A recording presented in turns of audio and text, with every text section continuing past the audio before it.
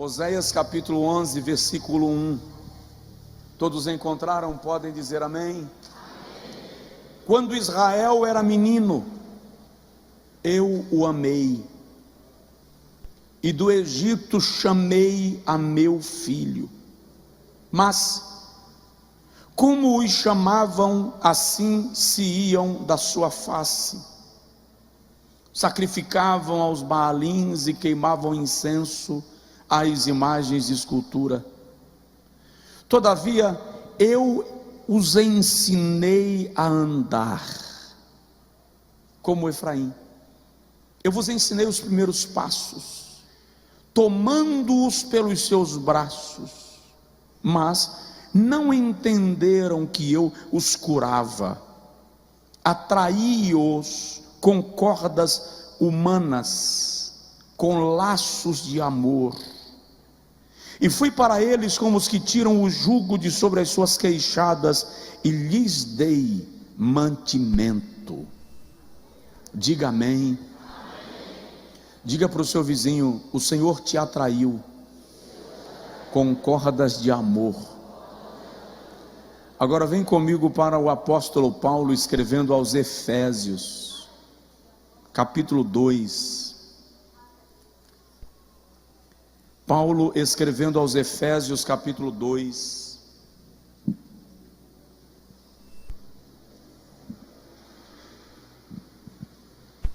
Versículos 8 e 9. Diz assim: pela graça sois salvos, por meio da fé.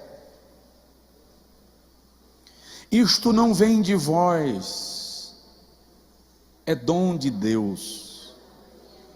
Não vem das obras, para que ninguém se glorie. Diga amém. Agora diga comigo: eu sou resultado da graça de Deus. Pode sentar, por favor, em nome de Jesus. Semana passada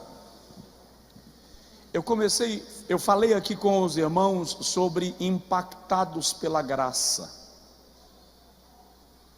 e conversei um pouco com vocês sobre Moisés, sobre Davi e sobre Isaías, homens que foram provocados, transtornados pela graça de Deus. Testemunhos das páginas sagradas de que nós não somos resultados dos nossos esforços, nem dos nossos méritos, mas da graça do Senhor Deus sobre nós. Hoje eu quero falar um pouco sobre 3 personagens do Novo Testamento. E aí eu vou dar um outro tema. Eu quero falar sobre capturados pela graça. Se eu fosse usar de uma informalidade, eu ia dizer que nós fomos pegos pelo laço. Estávamos correndo na nossa vida e Deus nos laçou e nos puxou. Olha o que ele diz através de Oséias: quando Israel era menino do Egito, eu o chamei. Quando Israel era menino, eu o amei. Do Egito chamei a meu filho. Ou seja, o Senhor está dizendo: eu não amei a Israel porque Israel sabia quem eu era. Eu decidi amá-lo. Paulo chama isso de amar de antemão. Amar antes mesmo que a pessoa saiba que é objeto deste amor e o sentido deste amor. No versículo 4 o Senhor diz: eu os atraí com cordas humanas, com as cordas do meu amor. Nenhum de nós foi atraído a Cristo porque Ele colocou uma espada em nosso pescoço e disse: me queira ou eu lhe mato. Ele nos atraiu à sua presença com a sua graça.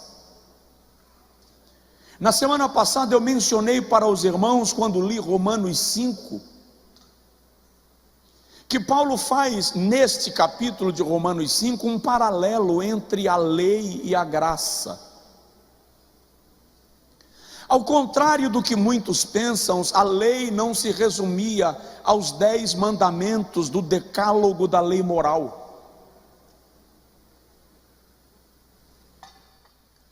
A lei era subdividida em lei moral, lei civil e lei cerimonial. A lei moral tratava das obrigações do indivíduo para com o seu próximo. É o que nós conhecemos como os 10 mandamentos. A lei civil tratava das obrigações do indivíduo para com o Estado. E a lei cerimonial tratava dos deveres do judeu para com Deus. Ao todo, a lei mosaica era composta de 613 mandamentos, sendo 248 mandamentos positivos, aquilo que era obrigatório cumprir, e 365 mandamentos negativos, aquilo que era terminantemente proibido fazer. Os 248 era uma referência aos órgãos do corpo humano, ao número de órgãos do corpo humano, segundo a medicina legal da época. Os 365 faziam referência aos 365 dias do ano. Se alguém obedecesse a maioria dos mandamentos e tropeçasse em um deles, havia perdido tudo que fora feito.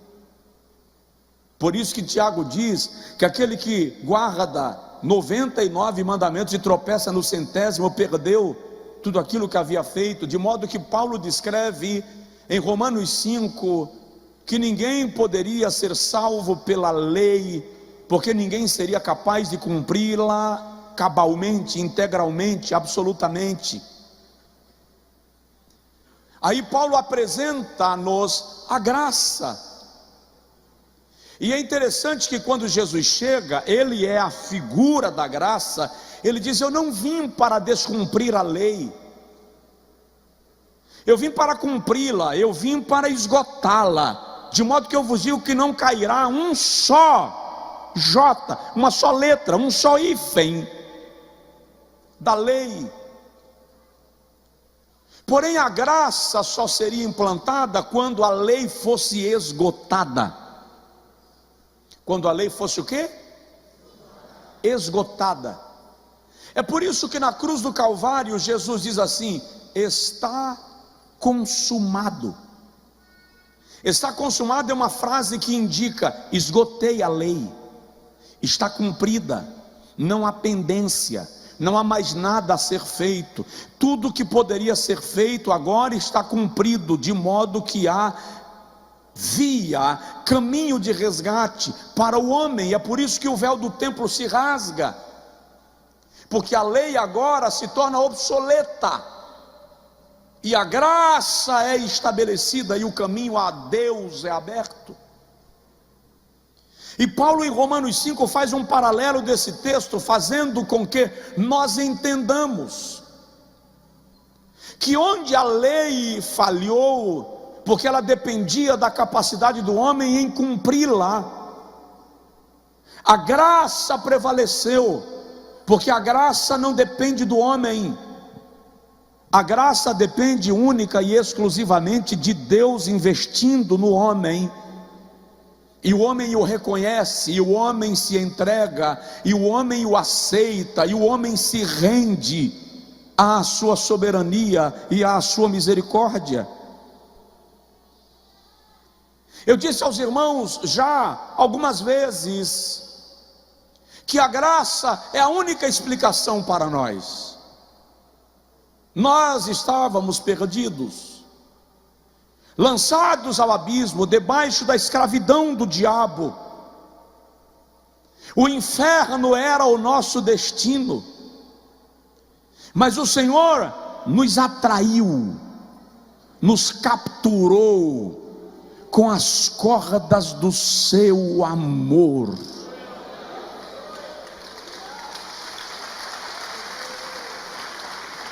Não é por acaso que quando Jesus chama os primeiros discípulos, ele diz: eu vos farei pescadores de homens.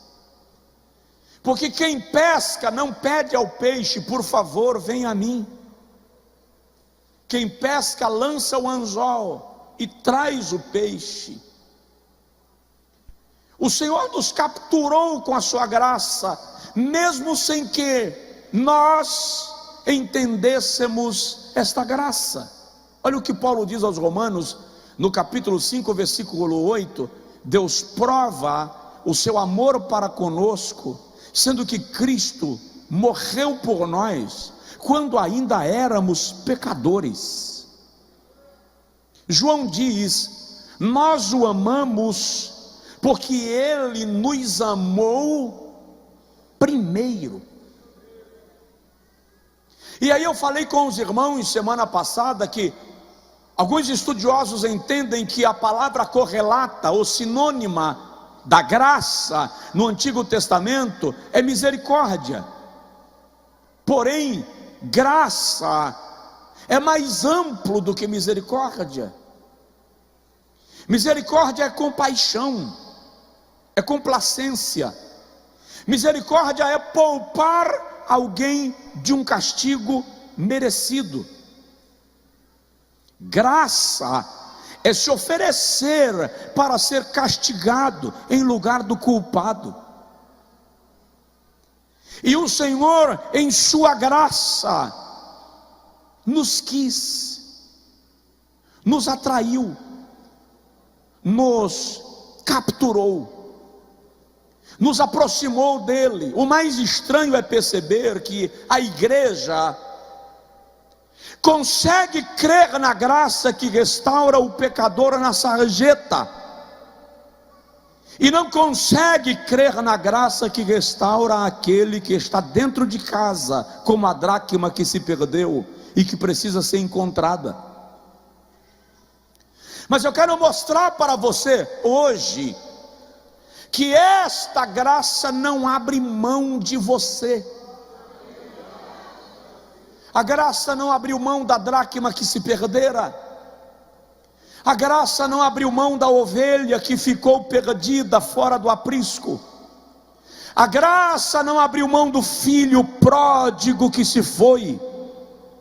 A graça não abre mão de você e do teu coração. O Senhor deseja resgatar a tua vida. Tem muita gente perdida dentro da casa, gente que não entende a salvação, que não vive as bênçãos da salvação, que não desfruta aquilo que o Senhor tem reservado para a sua vida. Está na igreja, mas não tem prazer de estar nela. Canta, mas não louva. Prega, mas a pregação não faz efeito nem na sua própria vida, porque está carregado de um peso e de um pesar. Mas o Senhor olha para nós e diz: quando Israel era menino, eu o amei. Do Egito eu atraí a meu filho, eu lhe ensinei a andar, segurei nos seus braços. Você consegue analisar quantas chances de morrer te deu? Porque o plano de Deus na tua vida era com você em vida e não morto. Quantas vezes armaram para você e o Senhor foi na frente e quebrou o laço e te tirou da armadilha que estava posta contra a tua vida. O nome disso é graça. E eu não posso falar da graça sem me lembrar de Pedro.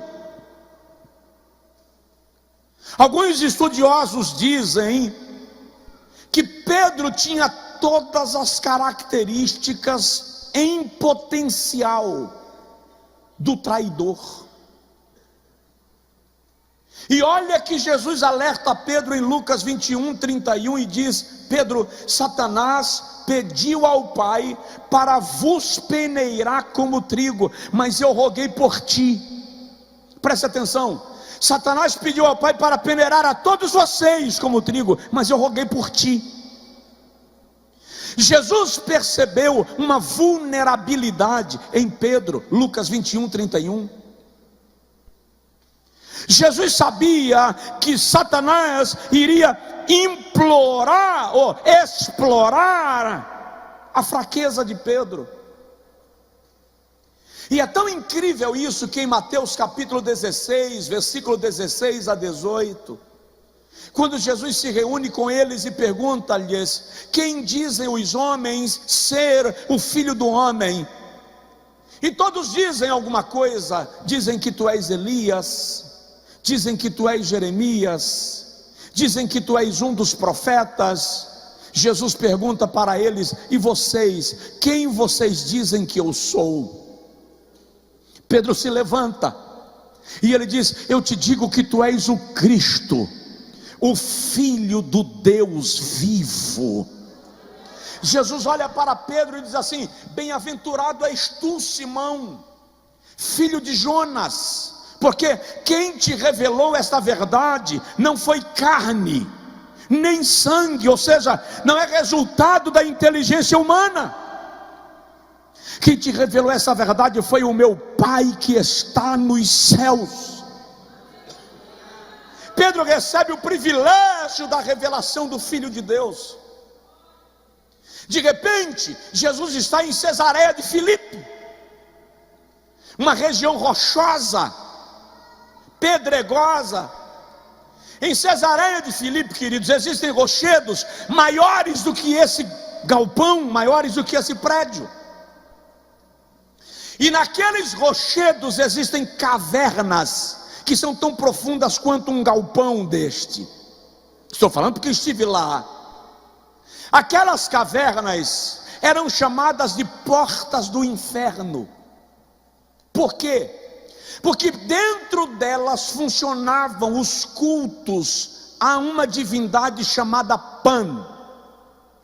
Pan é a divindade do medo, a divindade do pânico. Lá eram feitos sacrifícios a esta entidade maligna.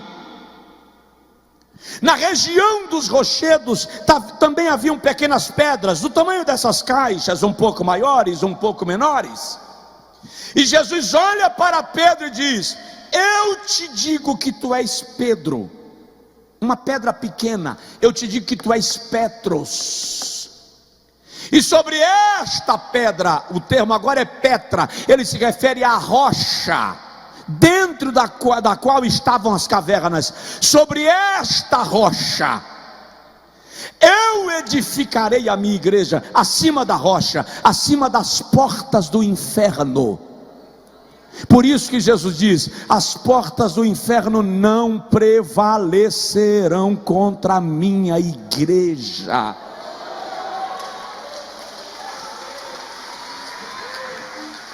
Aí Jesus diz a Pedro: e eu te darei as chaves do reino dos céus. Olha que coisa! Jesus então diz: compete que eu seja entregue, é o mesmo texto, aos gentios, e eu serei crucificado, mas ao terceiro dia eu ressuscitarei. Pedro chegou para Jesus e disse assim: mestre, dá licença, faz favor, vem cá. Que conversa besta é essa? Para com isso, tem pena de ti mesmo. O Pedro que há pouco recebeu uma revelação do céu, ele é tão vulnerável que Jesus olha para ele e diz assim: para trás de mim, Satanás, tu não pensas nas coisas que são dos céus, mas nas coisas que são da terra. Note que Pedro é um homem visitado pela graça, mas ao mesmo tempo vulnerável à ronda de Satanás.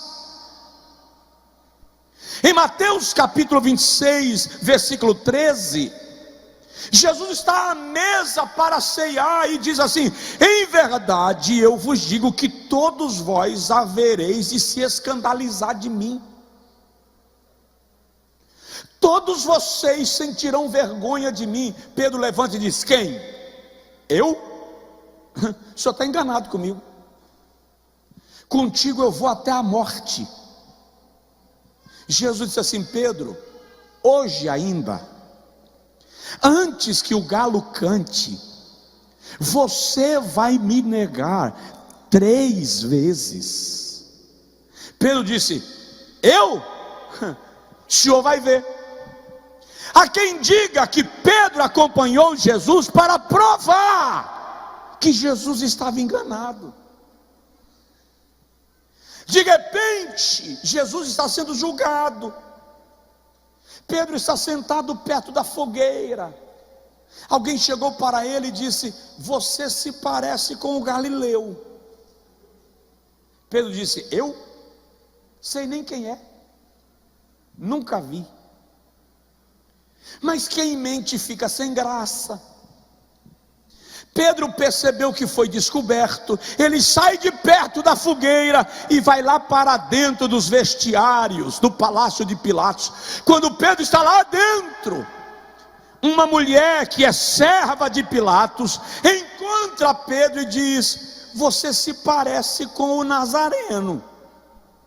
Eu acho que eu já vi você andando com ele naquele milagre que ele fez. Você estava lá. Lucas diz que Pedro saiu resmungando, brigando. Eu imagino Pedro dando tapa na parede. Não sei nem quem é. Alguém encontrou e disse: ô Galileu, o teu sotaque te condena. Tu falas igual a ele. Ninguém anda com a graça e deixa de ser tocado por ela. Se você andar com a graça, você vai ganhar traços de Jesus na sua vida. Até nos momentos de fraqueza, você se parece com ele. Quando Pedro nega Jesus a 3ª vez, só Lucas diz isso. Lucas diz que Jesus olhou para Pedro. O olhar de Jesus encontrou o olhar de Pedro. O olhar da graça encontrou o olhar do pecador. E é aí que Pedro sai para chorar desesperadamente. Que esperança há para aquele que negou o seu próprio Salvador? Que chance! Jesus é condenado, Jesus é executado na cruz.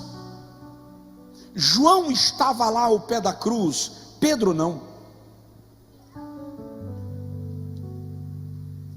No sábado, os apóstolos se reúnem no cenáculo. É uma reunião de luto. Jesus morreu. Domingo pela manhã, 2 deles, o que dá sinal de que houve dispersão. Eles começam agora cada um voltar para seu lugar e para a sua terra. E 2 vão caminhando para Emaús. Que tragédia, que decepção. Nós esperamos que ele haveria de redimir Israel. E enquanto eles vão caminhando, uma viagem de 7 quilômetros, entra no meio deles um estranho. E o estranho pergunta para eles acerca do que vocês estão conversando. E eles dizem acerca de Jesus, o Nazareno, varão aprovado por Deus, por meio de sinais e prodígios que o Senhor fez por meio dele. E como os judeus o entregaram para ser morto pelos gentios. É bem verdade que ele disse que haveria de ressuscitar, mas a gente não sabe, né? Morreu. A graça diz assim: ó lerdos, nécios, tolos, lentos, tardios em aprender, rudes. Quanto tempo eu fiquei entre vocês vos ensinando a lei e os profetas, e eu disse a vocês que convinha que o Filho do Homem padecesse. E aí a Bíblia diz que Jesus começou a dar uma aula para eles, Uma viagem de 7 quilômetros que começou pela manhã, e quando eles chegaram já era noite. Ou seja, teve algumas paradas para uma conversa mais direta. Eu imagino Jesus na estrada, riscando, desenhando para eles, tipo assim: entenderam ou querem que eu desenhe? Porque não tem como uma viagem de 7 quilômetros demorar tanto, gente, de manhã até a noite.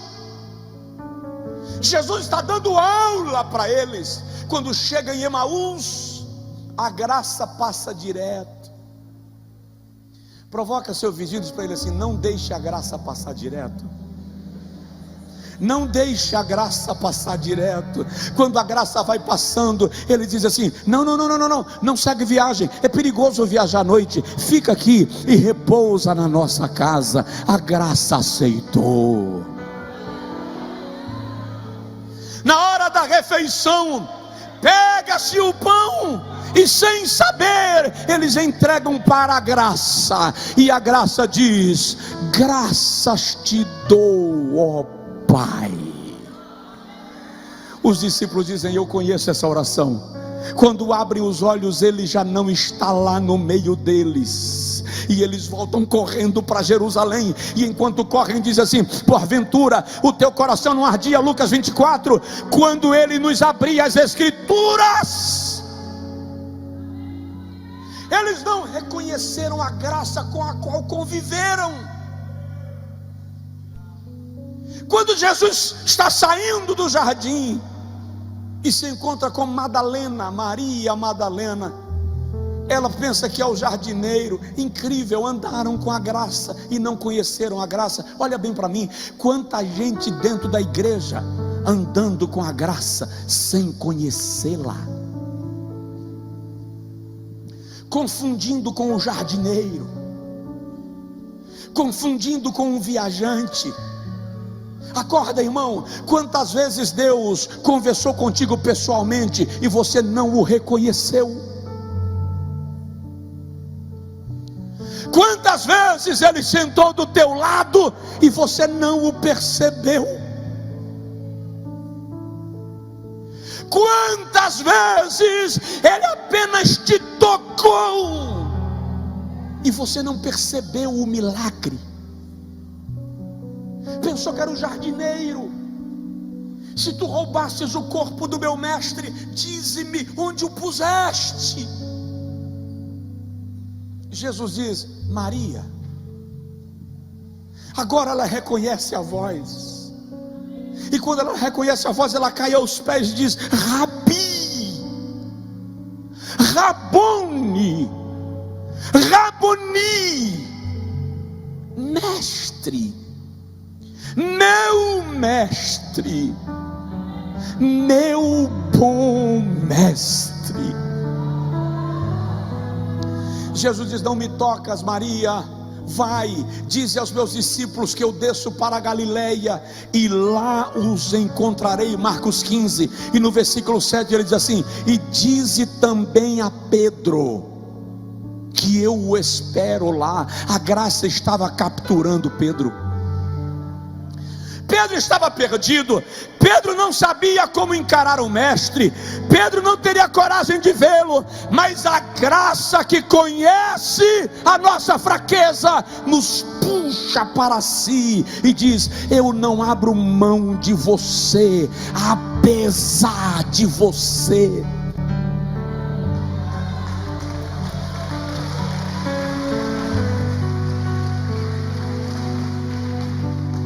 Qual foi o seu delito? Qual é o seu problema? A graça está dizendo: te espero na beira do mar da Galileia. É lá que a gente come pão e peixe, e é lá que eu te restauro.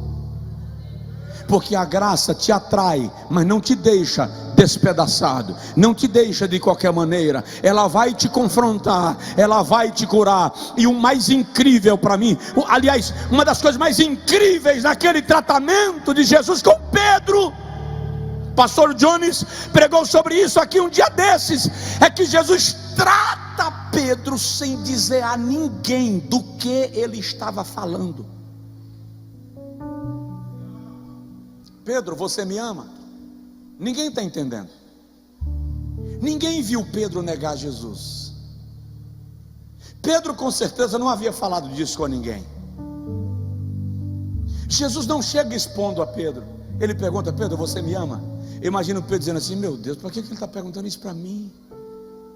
Ele viu a besteira que eu fiz. E Jesus pergunta a segunda vez, e pergunta a terceira vez, e ninguém sabe acerca do que Jesus está falando. Presta atenção. Para te restaurar, Deus não precisa de outdoor. Para te restaurar, Deus não precisa de plateia. Ele vai tratar com a tua alma e com o teu espírito no mais íntimo do teu ser. E quando Ele te tratar, Ele vai dizer: apacenta as minhas ovelhas. Você pode dar um brado de glória. Eu estou declarando nesta noite na sua vida que não está perdido. A graça quer te restaurar e te colocar na posição para a qual ela te chamou e te estabeleceu. É incrível como a religião nega a graça. Se você peca, a religião te pune. Não importa se você se arrependeu, você vai ser punido. Cheia de protocolos, cheia de regras e dogmáticas. Para a religião, a salvação é como plano de saúde. Tem carência. Pague a primeira mensalidade para ter direito a exames laboratoriais. Quando você pagar a quarta mensalidade, você tem acesso a exames ambulatoriais. Quando você pagar a nona mensalidade, você tem acesso a... Olha para cá. Salvação não é plano de saúde. Salvação é resgate. No momento que o homem se entrega a Cristo, o seu passado é apagado, a sua história é mudada e ele se torna filho de Deus, salvo e resgatado por Jesus. Isto é graça. Deixa eu falar de mais um homem capturado pela graça. Paulo. Quem de nós resgataria Paulo ou Saulo? Quem de nós daria a Saulo a chance de ser salvo? Deixa eu te explicar. Saulo é um homem tão complicado que quando Jesus diz a Ananias, disse assim: Senhor, não vai dar certo. Esse cara é um perseguidor do evangelho. O Senhor sabe que mal ele tem trazido sobre os teus. Ele tem cartas dos principais sacerdotes e das maiores autoridades de Israel para perseguir, para confiscar e até para matar. Desiste desse Saulo, Senhor. A graça diz: Ananias, ele é para mim vaso escolhido. Quando Saulo chega em Jerusalém para ser atendido por Pedro e por Tiago, Saulo não é recebido. A igreja de Jerusalém não aceita, não admite, não crê na conversão de Saulo. Porque a religião sempre vai te questionar baseado no teu passado. A graça é que conhece o teu passado, constrói o teu presente e assegura o teu futuro.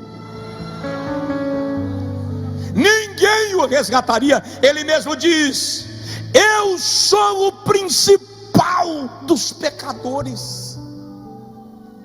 1 Timóteo capítulo 1 versículo 17.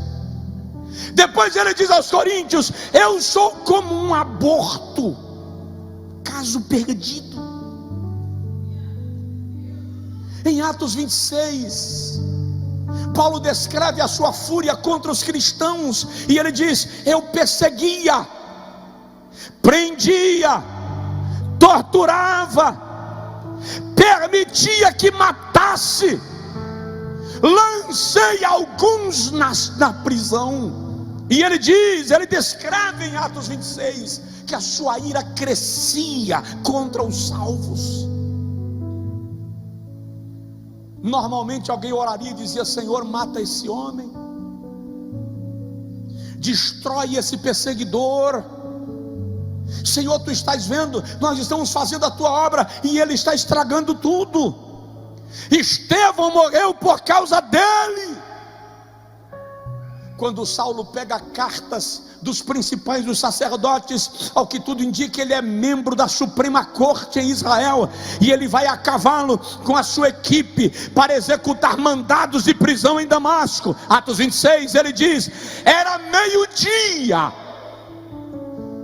quando uma luz mais forte do que a luz do sol lhe resplandeceu, e Saulo não conseguiu permanecer no cavalo e foi lançado ao chão. E Saulo diz em Atos 26: todos que estavam comigo ouviram a voz, e a voz diz assim: Saulo, Saulo, por que me persegues? Dura coisa é contra ti dar coices.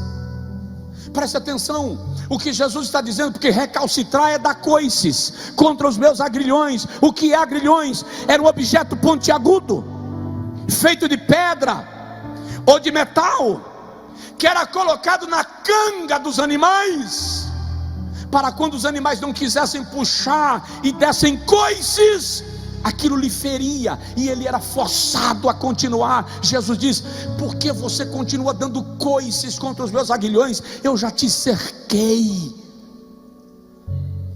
E Saulo pergunta: quem és, Senhor? E a voz responde: eu sou a graça, eu sou Jesus, a quem tu persegues. Não é por acaso que Paulo declara depois: desde agora ninguém me inquiete, porque eu trago no meu corpo as marcas do Senhor Jesus. Quem encontra Jesus não tem tempo a perder, porque a graça lhe contagia, a graça lhe inflama, a graça lhe envolve, a graça lhe transforma, a graça lhe impulsiona, a graça lhe encanta, a graça lhe leva a uma nova fase de vida. Você foi alcançado pela graça. Ninguém que foi alcançado pela graça olha para alguém na sarjeta com desprezo. Você poderia tão bem estar lá quanto aquele que lá está. Paulo foi capturado pela graça, e o Senhor diz: eu o levarei para anunciar o meu nome aos povos. O Senhor quer resgatar você onde você estiver. Eu não sei porque o Espírito está me levando a falar disso de maneira muito insistente. Há alguém que acha que não há mais resgate para a sua vida por causa do seu estado, e esta noite o Senhor está te declarando que Ele enviou graça para te resgatar. Eu te atraí com as cordas do meu amor.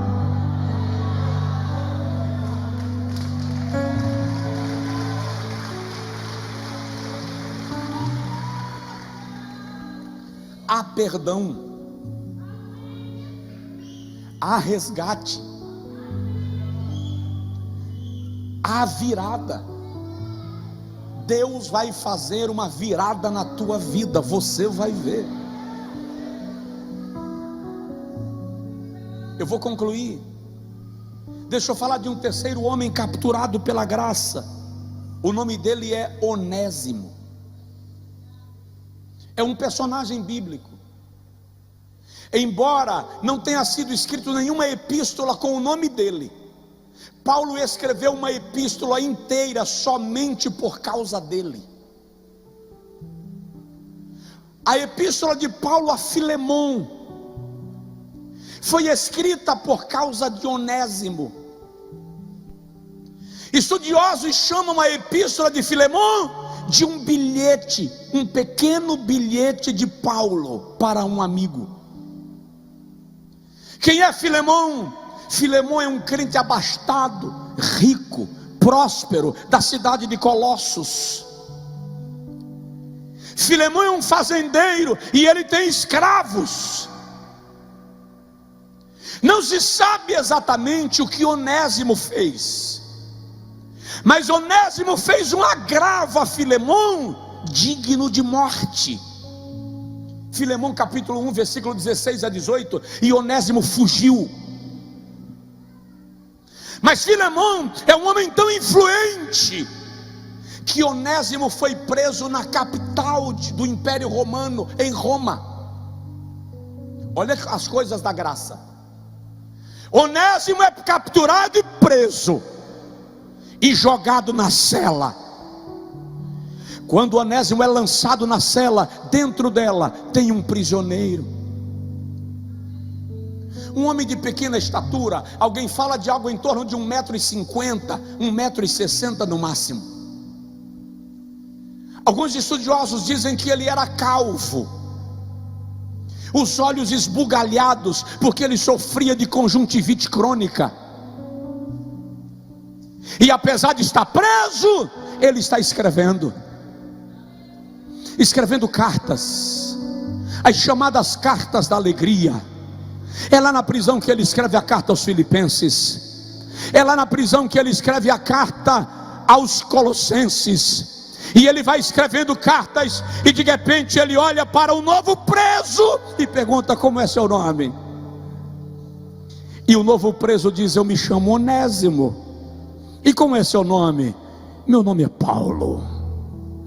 Por que você está preso, Paulo? Eu estou preso por causa do nome do Senhor Jesus. E você, Onésimo, está preso porque roubei meu patrão.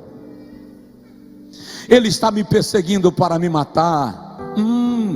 Como é o nome do seu patrão, Onésimo? Filemon. Na hora o coração de Paulo vibra, porque Filemon é um filho na fé de Paulo. Filemon tem uma dívida com Paulo tão grande que no versículo 19, quando Paulo vai interceder por Onésimo, ele diz: se ele te deve alguma coisa, coloca na minha conta, porque não importa o quanto ele te deva, mas tu deves a mim, para não te dizer que tu me deves a tua própria vida. Olha que captura da graça. Joga Onésimo na cela de Paulo, e Paulo evangeliza Onésimo. Eu não acredito que Paulo tenha dito de primeira mão que ele conhecia Filemon. Ele evangeliza Onésimo. Onésimo se converte. Paulo discipula Onésimo. De repente chega a hora que Onésimo vai ser transferido para a cadeia de Colossos, porque ele precisa comparecer diante do seu Senhor. Ele vai ser julgado diante de Filemon.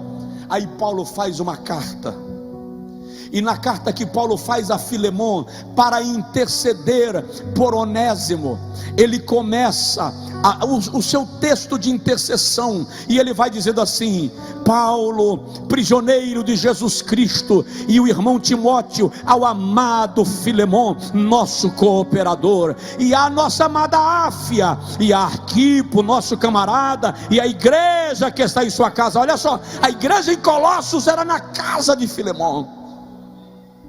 Aí ele diz: ouvindo do teu amor e da fé que tens para com o Senhor Jesus e para com todos os santos, para que a comunicação da tua fé seja eficaz no conhecimento de todo o bem que há em vós por Jesus Cristo. Olha só, para que a tua fé seja eficaz, eu vou interceder por alguém. Olha o apelo que Paulo faz a Filemon antes de apresentar o problema. Por isso, ainda que tenha em Cristo grande confiança para te mandar o que te convém, todavia não te mando, te peço. Olha a autoridade de Paulo. Eu tenho autoridade para mandar você fazer o que eu quero, mas em vez de te mandar, eu vou te pedir, Filemon. E eu vou te pedir baseado em quê? Eu te peço, sendo eu tal como sou. Olha o apelo, Paulo o velho. Agora Paulo está dizendo: não te peço apenas como apóstolo, te peço como um ancião, por meu filho. Por quem? Por quem? Olha a linguagem de Paulo. Paulo o velho, te peço pelo meu filho. Como é que Filemon tem como se armar contra essa fala de Paulo? Te peço pelo meu filho Onésimo, que gerei nas minhas prisões. Agora presta atenção, olha o trocadilho do versículo 11: o qual no outro tempo te foi inútil, mas agora é útil tanto a ti quanto a mim. O nome Onésimo significa útil.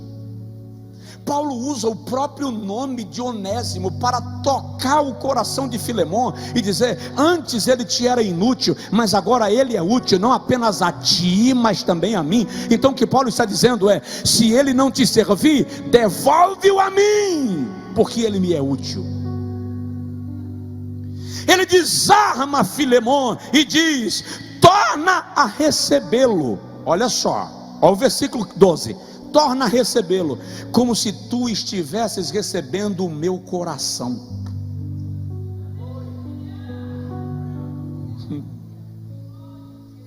Paulo está dizendo: eu estou te enviando o meu coração numa bandeja. Recebe, Onésimo, como se eu estivesse te servindo o meu coração. Olha para cá, se trata de um foragido,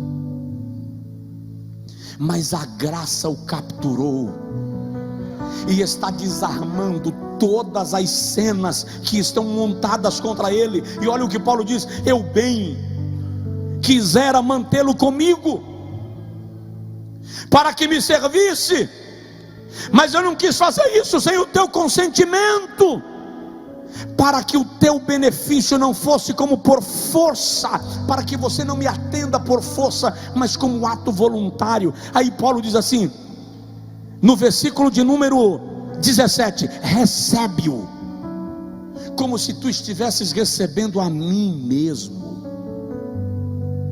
Presta atenção, Paulo te mandou uma carta. Paulo, o apóstolo, mandou uma carta para você. Você está chateado com Josué, você está virado com Josué. Aí Paulo manda uma carta e diz assim: recebe a Josué como se tu estivesses recebendo o meu coração. O que é que você faz? No versículo 17 ele diz assim: recebe-o como se tu estivesse recebendo a mim mesmo. No versículo 18 ele diz assim: se ele te deve alguma coisa, ou se te fez algum dano, olha só, põe na minha conta, cobra de mim. A sentença dele é a morte, que venha sobre mim a pena. Eu, Paulo, estou escrevendo com a minha própria mão. Eu te pagarei, para não te dizer que tu me deves a tua própria vida. A história diz que Filemon recebeu Onésimo, devolveu Onésimo para Paulo, a fim de Paulo continuar o discipulado. Posteriormente, Onésimo é reconhecido como bispo da igreja de Éfeso, porque alguém que conhece a graça decidiu resgatá-lo. Eu vou concluir te perguntando: como nós temos lidado em relação à graça com aqueles que fracassam na fé, que fraquejam na fé? Como lidamos com aqueles que levantam e caem, levantam e caem, levantam e caem? Nós queremos atropelá-los.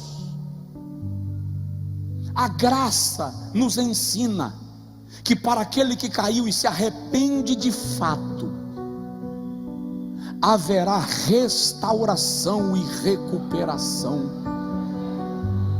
A graça nos ensina a não desprezar aquele que falhou na viagem. Quanta gente que se afastou da igreja, porque a igreja que prega a graça não coloca a graça em exercício,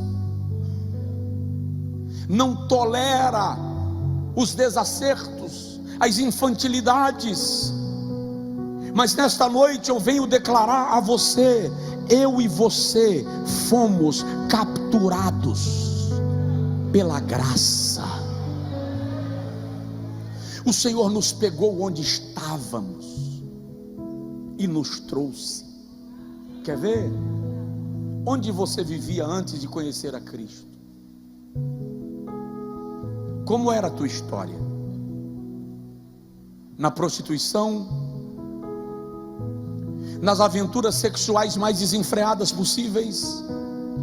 Na droga? No álcool? Não, eu era um homem sério, pastor. Na idolatria? Preso pelos dogmas da própria idolatria que te escravizava. Jesus olhou para mim e para você e disse: vinde a mim, vocês todos que estão cansados e oprimidos, e eu vos darei alívio. Provoca seu vizinho e diz para ele: Jesus te resgatou. Jesus te resgatou.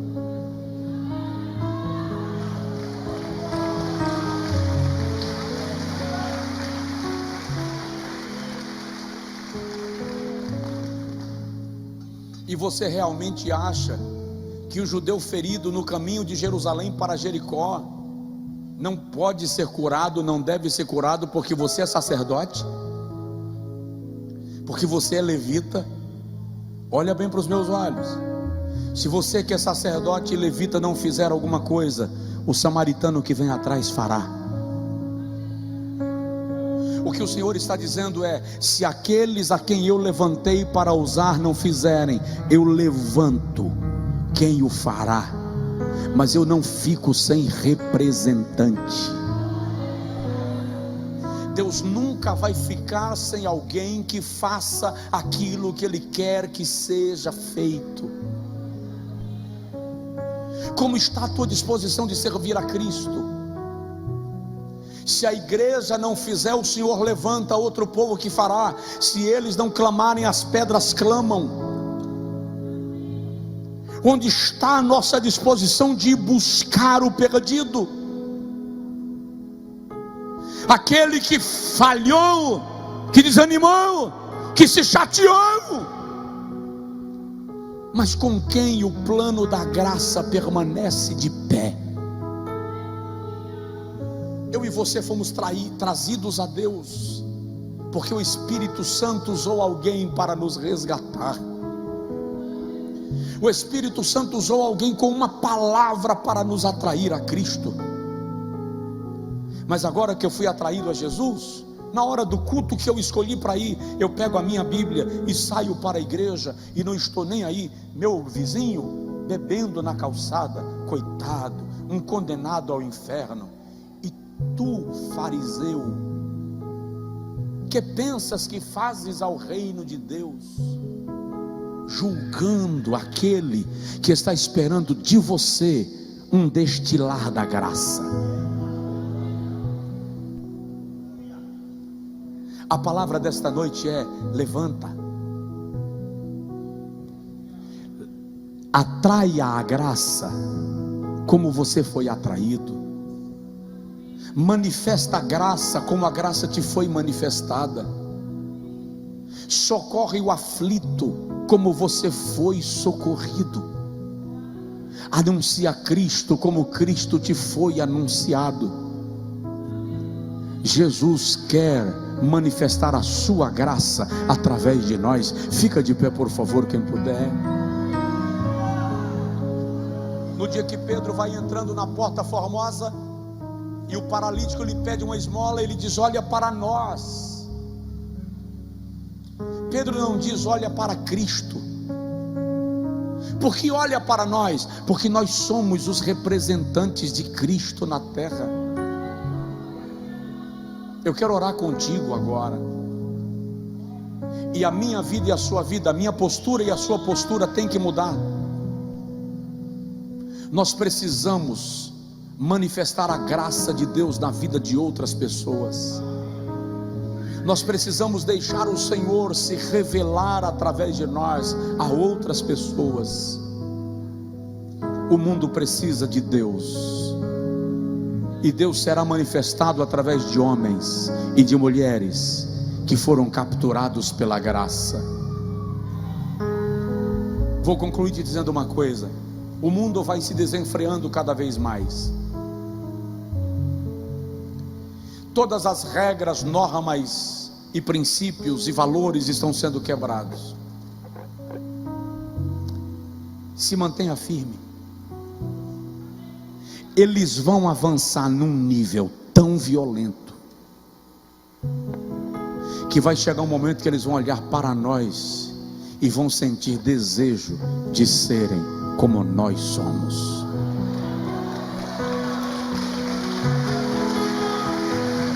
Eles vão avançar tanto, eles vão liberar tanto, eles vão desenfrear tanto, eles vão perder o referencial de tal maneira que um dia eles vão se procurar e não vão se encontrar. Vão procurar referencial de família e não vão achar. Vão procurar referencial de valores e não vão encontrar. Vão procurar referenciais de princípios e não acharão, porque estarão tão distantes que não vão enxergar mais. Aí vão olhar para você e vão começar a dizer: o que ele tem? Por que a família dele é assim? Por que os filhos deles são assim? Você acha que é à toa que Satanás está endemoniado, doido com as nossas crianças e adolescentes? Ele quer a qualquer custo destruir esta geração, mas não vai prevalecer. Não vai prevalecer, porque esta geração é o jardim de Deus florindo, florescendo para uma grande revolução espiritual que Deus está fazendo. Não ceda, não arrede, não negocie. Deus vai fazer de você referência para aqueles que estarão sem referência. Ora comigo e diga para Jesus: faz de mim um manifestante da tua graça. Faz de mim um instrumento da tua graça. Faz de mim, Senhor, uma trombeta da tua graça. Queridos, muda o comportamento, muda a forma de tratar as pessoas, muda a forma de fazer negócios. As pessoas não estão acostumadas com cidadãos do reino.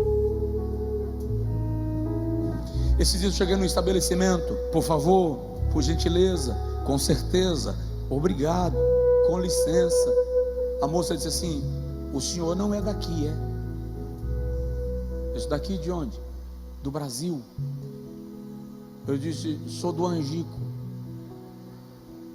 Isso onde fica? Pé de Mairi. Que lugar é esse?